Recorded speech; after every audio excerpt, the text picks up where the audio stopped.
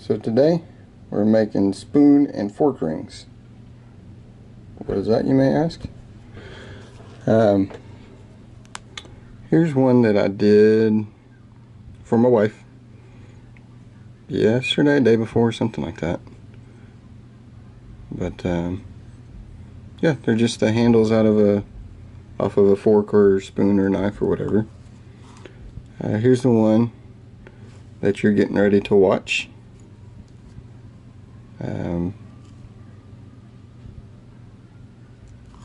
These have pretty good weight to it. They're pretty heavy, I guess. Here's one. This is one of my first ones that I did, but this one turned out pretty cool. I don't know whether you can see that or not. But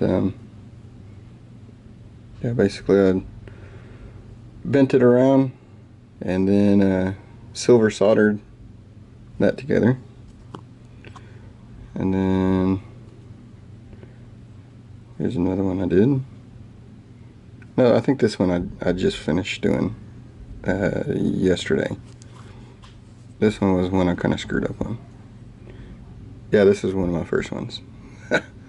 You see that big gap and it's kind of crooked, all that. This one is a little bitty one. It's kind of a mess up. I mean, it looks good, but the thing is that it's like a 4.5, I think, which is tiny, and it comes with the matching pendant if you want to use that. But yeah, if you want to know how to make this, stay tuned, and I'll show you how I did it.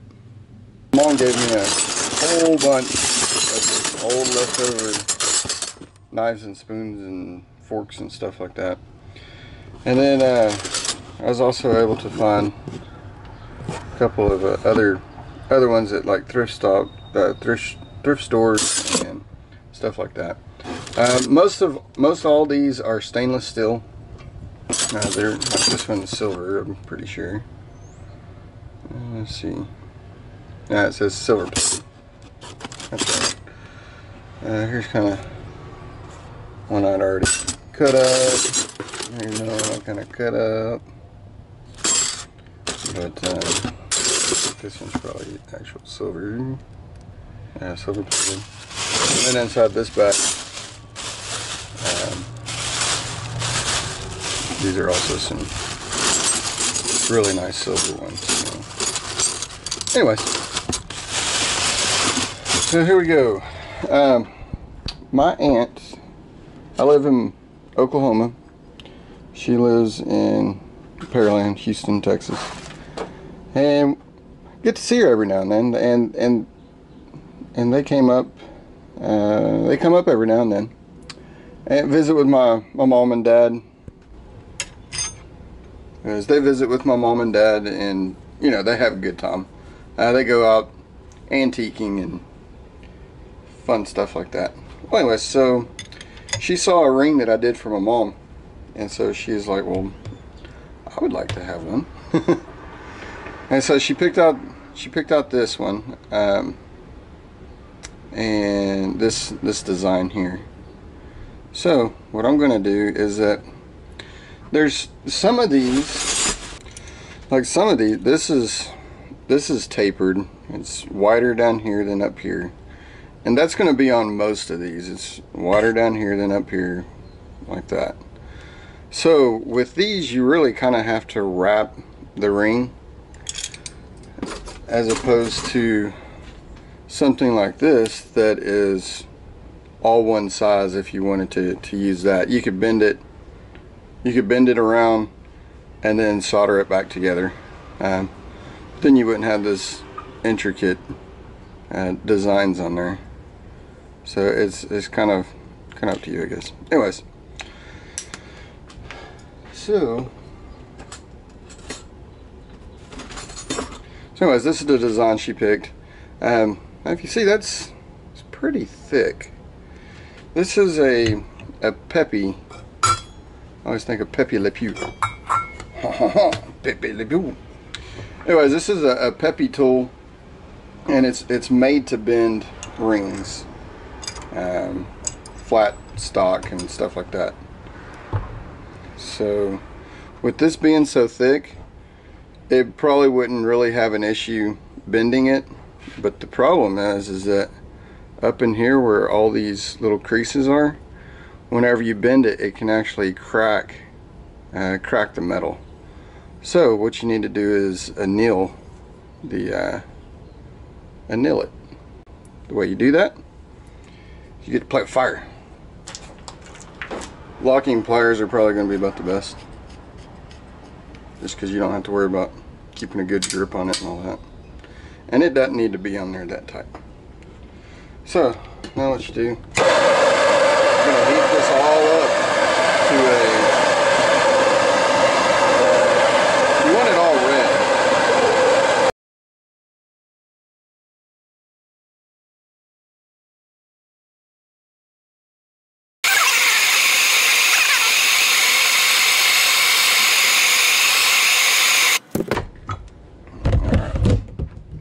I'm just going to stick it down.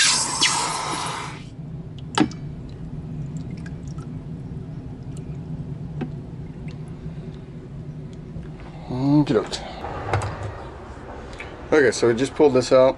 Then I'm going to just dry the water off of it.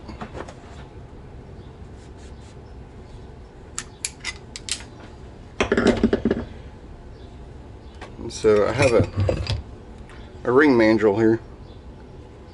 I've had that for a while. And basically we're just going to, she is a 6.5. So I'm going to try and make it right around 6.5 inches, or 6.5, whatever the ring size is. So maybe 6.75 or 6.5 is kind of my goal. And the way you do that is you just stick this in here, and then you just roll it little at a time. You pull this down, kind of feed it in. Oops, I forgot I'm doing. Okay, let me go over that. If it's going to be just a flat rollover, or you're keeping it straight, you want to keep it in there straight. I forgot I'm doing this at an angle, so I got to kind of redo this. Not a big deal.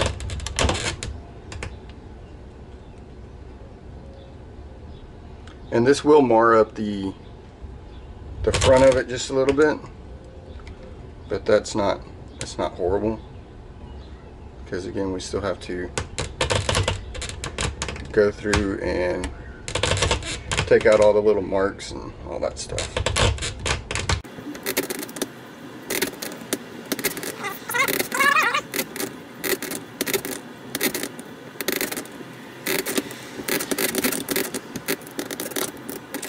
Okay.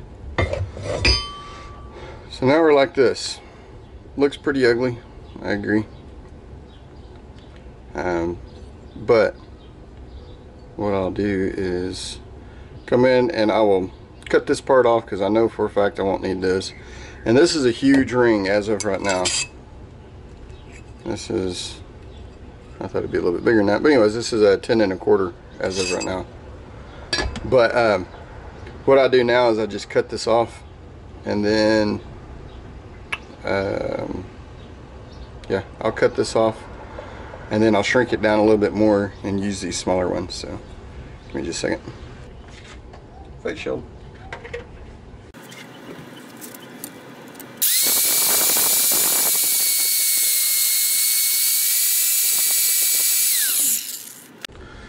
So here's the ring again. Now what we'll do is we'll use this one. There is, let's see, you can kind of see right here that it's kind of flat, so I need to bend that over some more.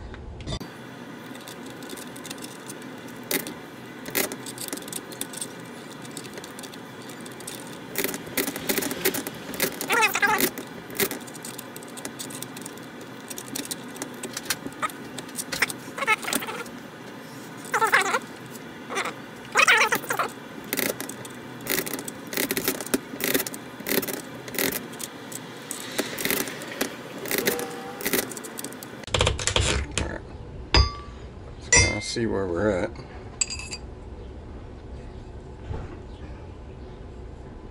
Just a little bit. Yeah, so it's a little bit too small now. So the way you can open it back up, it also helps flatten everything out. Use your mandrel.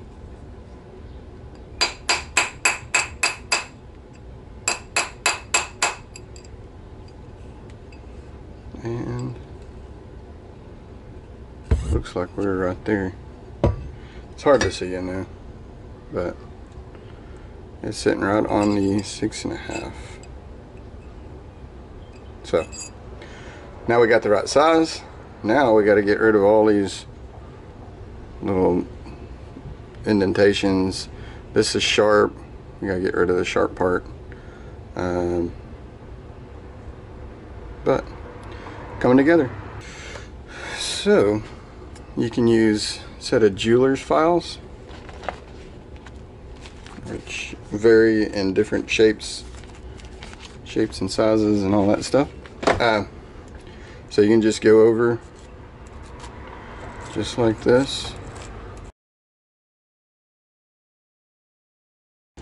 Alright, so you get the point. You can use a jeweler's file, or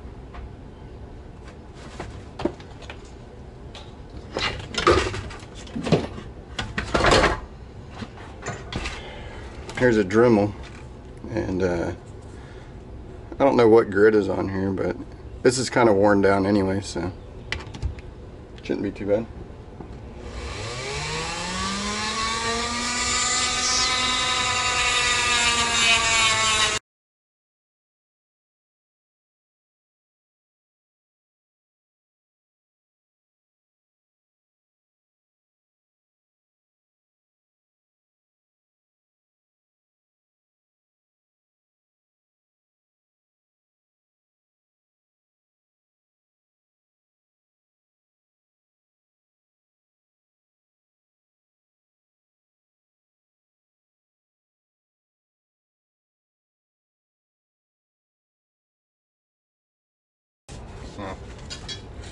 Got some 500 grit sandpaper, and I'm going to dip it in the water and wet sand it.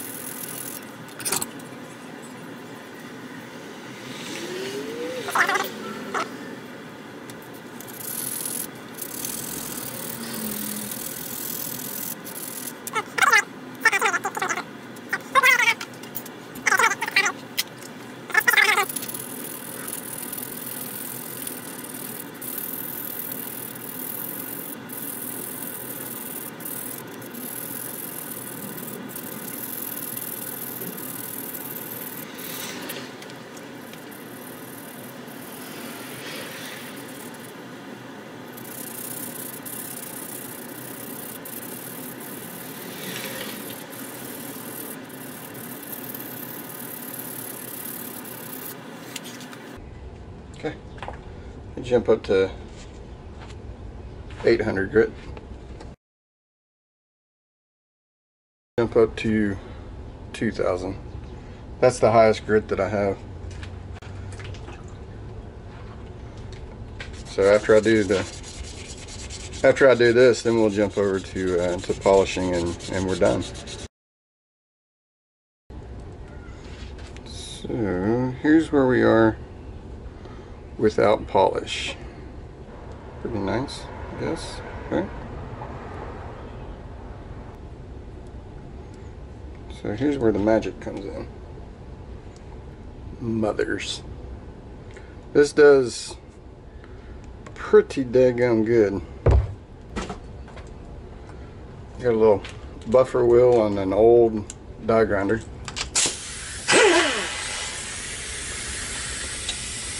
And then what you'll do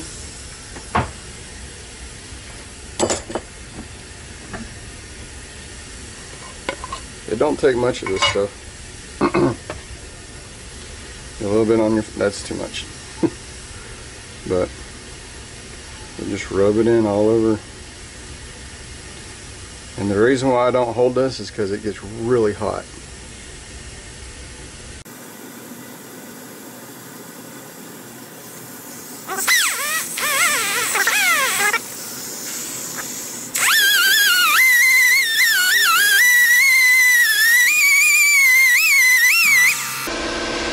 So you can tell a big difference.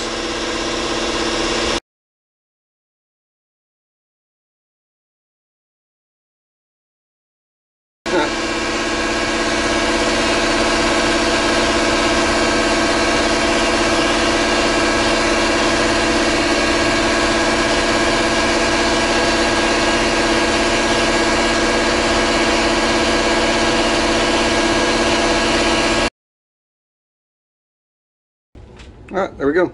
So we are right at 6.5 for the ring size, which is pretty much right where we need to be. So hopefully she'll like that, and hopefully you guys like that too. But that's about it. I'll talk a little bit about this, but other than that, y'all comment, rate. We'll talk to you later. Here's this Peppy tool. I have it on a piece of 2x4 that I cut down to the right size. I have it cut down to the right size, so this whole thing will sit on there whenever I'm not using it. I can pick this whole thing up and set it under there or whatever. But yeah, this works pretty good so far. Stick it in there like that. I can turn this around. Use this as my glory making block, so I can cut it out. I can also use it to sand stuff, whatever. So it's got lots of little uses. But yeah, this helps a lot. It you know, especially if you had this mounted onto, because this is mounted onto this, which is mounted to this, which is mounted to this, which is mounted to this, which is mounted to this. So there's lots of room for it to kind of flex. But if it was on a solid mounted surface, yeah, you wouldn't have. You could put a lot of force on this. But anyways, that's about it. If y'all got any comments or questions or whatever, I appreciate you watching. Just comment, rate, and ask questions. I don't know if I'll know the answer, but because I'm kind of just starting to do this a little bit. But anyways, thanks again. See ya.